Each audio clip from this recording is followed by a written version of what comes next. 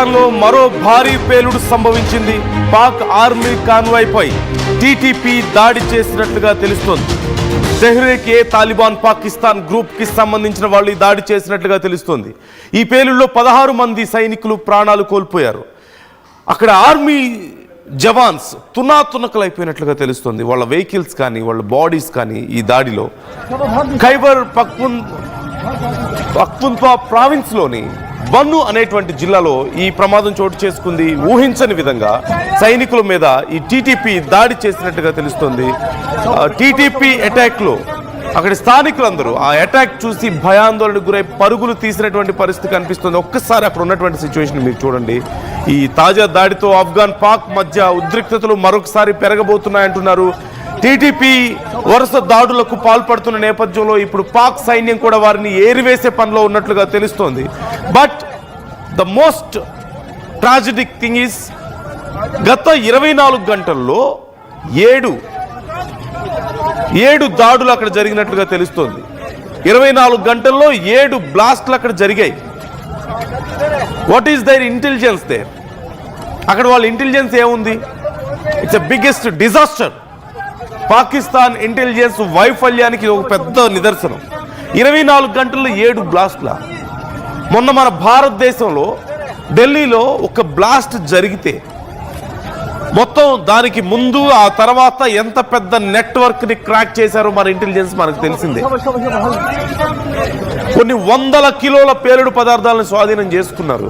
10ల సంఖ్యలో టెర్రరిస్టు సానుభూతి పరులను అరెస్ట్ చేశారు. అండ్ వాళ్ళ నెట్వర్క్ మొత్తం కొలాప్స్ చేసినటువంటి పరిస్థితి కనిపిస్తుంది. అండ్ హియర్ 24 గంటల్లో 7 బ్లాస్ట్లు జరిగాయి. వాళ్ళ సైనికులు తునాతునకలు అయిపోతున్నటువంటి పరిస్థితి కనిపిస్తుంది. అయినా సరే it still going on. It just goes on, అంతే. అది కొనసాగుతూనే ఉంటుంది.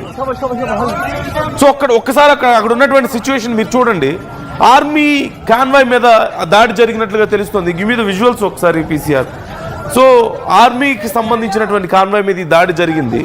వాళ్ళ ఆర్మీ వెహికల్స్ అన్ని కూడా పూర్తిగా ముక్కలైపోయి తునాతునకలైపోయి వాళ్ళ ఆర్మీ సైనికుల శరీర భాగాలు చెల్లా చెదురైనటువంటి పరిస్థితి కనిపిస్తోంది. ఇది ఒక పక్క ఇలాంటి ఒక దాడి జరిగి, ఇంత భయంకరమైన దాడి ఒక పక్క జరిగితే, మరో పక్క ఒక చెక్ పోస్ట్లో జరిగినటువంటి దాడి, గ్రెనేడ్స్ విసిరేసి పారిపోయినట్లుగా తెలుస్తుంది.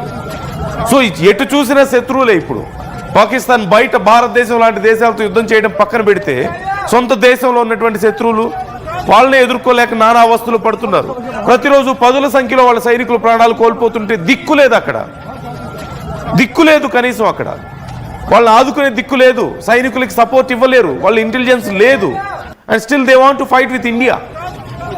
ఒకేసారి పలు దేశాలతో యుద్ధం చేయగలిగే సామర్థ్యం ఉందట. ఒకేసారి అటు ఆఫ్ఘనిస్తాన్తో యుద్ధం చేస్తారట. ఒకేసారి భారతదేశంతో 2 దేశాలతో యుద్ధం చేయగలిగే సత్తా మా దగ్గర ఉందని చెప్పేసి పాకిస్తాన్ మాట్లాడుతుంది. And this is the situation they. వాళ్ళ దగ్గర ఉన్నటువంటి పరిస్థితి ఏమో ఇది. వాళ్ళ సొంత దేశంలో వాళ్ళ మీద దాడులు చేసుకుంటూ పోతే 24 అవర్స్లో 7 దాడుల, 7 బ్లాస్ట్ల. చెక్ పోస్ట్ మీదకి వచ్చి గ్రెనేడ్స్ విసిరేసి వెళ్ళిపోతారు. ఇంకో చోట ఐఐడి బ్లాస్ట్ జరుగుతుంది. ఇక్కడ ఇంకో చోట ఇలాంటి దాడులే. మరికొన్ని చోట్ల ఇక తుపాకులతో కాల్చుకొని చనిపోయేటువంటివి కోకొల్లలు. అక్కడ కోకొల్లలు చెప్పుకోవడానికి కూడా లేదు. ఓ పక్క తెహ్రీకే తాలిబాన్ పాకిస్తాన్, తాలిబాన్ మద్దతుదారులు మనం చూస్తూనే ఉన్నాం ఎంత విధ్వంసం సృష్టిస్తున్నారు. ఇంకో పక్క బలూచిస్తాన్ లిబరేషన్ ఆర్మీ, BLA, వాళ్ళ స్థలం కోసం వాళ్ళు గొడవ చేస్తున్నారు. వీళ్ళని ఎదుర్కోలేక ప్రతిరోజు 10ల సంఖ్యలో ప్రాణాలు పోగొట్టుకుంటుంది పాకిస్తాన్ ఆర్మీ. సో వరుసగా జరుగుతున్నటువంటి దాడుల మీద ఇప్పుడు ఆందోళన వ్యక్తం చేస్తున్నారు. And still they want to fight Afghanistan. ఇప్పటికీ ఇంకా భయంకరమైనటువంటి యుద్ధం మేము చేయబోతున్నామని చెప్పి ప్రకటనలు జారీ చేస్తున్నటువంటి పరిస్థితి కనిపిస్తోంది.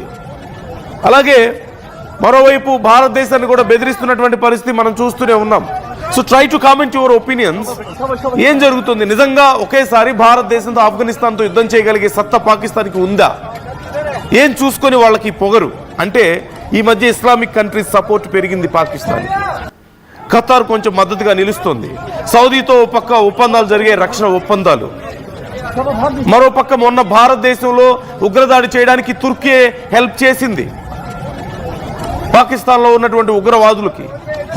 సో ఇలా కొన్ని ఇస్లామిక్ కంట్రీస్ అన్నీ కూడా ఒక తాటి మీదకి వస్తున్నాయి.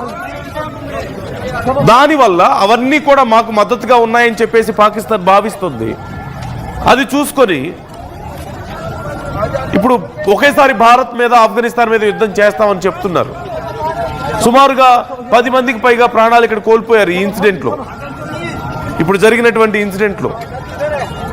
ఈ జరిగినటువంటి 7 దాడుల్లో, 24 గంటల్లో జరిగినటువంటి 7 దాడుల్లో సుమారుగా 38 మందికి పైగా ప్రాణాలు కోల్పోయారు.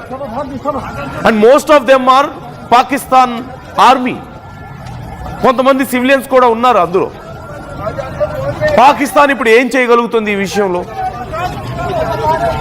ఆఫ్ఘనిస్తాన్ మీద మేము మరింత దాడులు ఉధృతం చేస్తామని చెప్పేసి హెచ్చరికలు జారీ చేస్తుంది. ఆల్రెడీ వార్ కంటిన్యూ అవుతుంది. ఆఫ్ఘనిస్తాన్ కి ఫైటర్ జెట్స్ లేవు, but still they are able to defend themselves from Pakistan. I'm not trying to support Afghanistan at the same time. అతి తక్కువ సైనిక బలగం కలిగి, అతి తక్కువ టెక్నాలజీ కలిగినటువంటి ఆఫ్ఘనిస్తాన్ లాంటి దేశాలతోనే పాకిస్తాన్ ఫైట్ చేయలేకపోతే, నిన్న మొన్న ఫామ్ అయినటువంటి దేశం ఆఫ్ఘనిస్తాన్ అంటే పూర్తిగా తాలిబాన్స్ చేతుల్లోకి వెళ్ళింది. సో అలాంటి దేశాలతోనే వాళ్ళు యుద్ధం చేయలేకపోతే what they are trying to do with India? గతంలో ఏం జరిగిందో చూశారు కదా. మళ్ళీ 6-0 అంటూ మనల్ని మాక్ చేయడం మనం చూస్తూనే ఉన్నాం. సో కేవలం కొన్ని ఇస్లామిక్ దేశాల మద్దతు చూసుకొని, మొన్న ఆఫ్ఘనిస్తాన్తో యుద్ధం జరుగుతున్న సమయంలో దే ర్యాన్ టు సౌదీ. ఎందుకు? సౌదీతో ఈ మధ్య కొన్ని ఒప్పందాలు జరిగాయి, ఇరు దేశాలకి మద్దతు ఇవ్వాలనుకున్నారు, రక్షణ ఒప్పందాలు జరిగాయి. ఒక దేశం మీద దాడి జరిగితే మరొక దేశం మీద జరిగినట్లుగా భావించాలని ఇరు దేశాలు ఒక ఒప్పందానికి వచ్చాయి. సో అందుకని they Ryan to Saudi.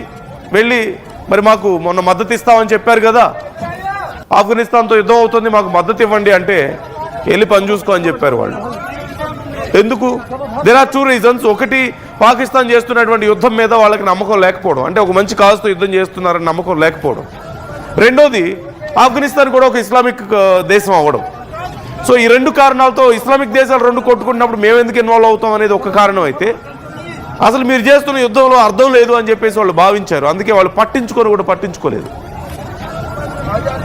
And still they think it's a strength వాళ్ళకి, వాళ్ళు అనుకుంటుంటారు. అండ్ ఖతార్ నిజంగా మద్దతు ఇచ్చే పరిస్థితి ఉందా? అమెరికా ఆజ్ఞ